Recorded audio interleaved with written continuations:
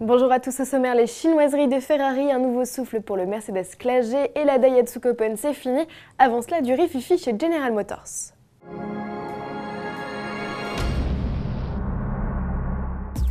Mercredi matin, une batterie a explosé au sein du centre technique de General Motors dans le Michigan. Des salariés auraient été grièvement blessés.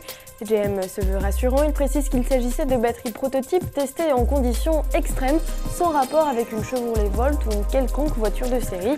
Seulement cet incident intervient après une série d'incendies causés par des batteries de Volt en novembre dernier. Si les autorités ont assuré que la Volt ne présentait pas plus de risques de prendre feu qu'un autre véhicule thermique, le climat de psychose persiste aux États-Unis, bien entretenu par les médias locaux qui titrent très souvent sur les dangers des accus.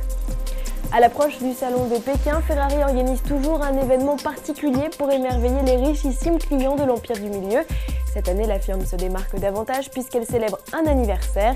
Il y a 20 ans, le premier client chinois de Ferrari commandait sa 348 TS. Pour célébrer l'événement, Ferrari va inaugurer la première exposition permanente hors de la ville de Maranello et introduire une édition spéciale de la 458 Italia. 20 exemplaires seront habillés d'une robe rouge assortie d'une calligraphie de dragon en or sur le capot.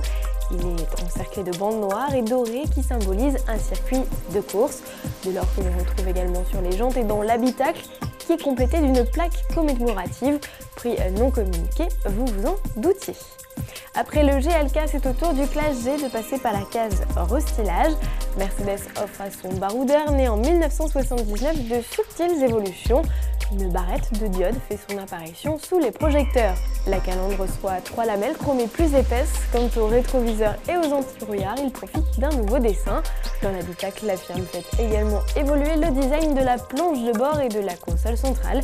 Sous le capot, le V6 diesel de 211 chevaux et le V8 essence de 388 chevaux sont toujours au catalogue.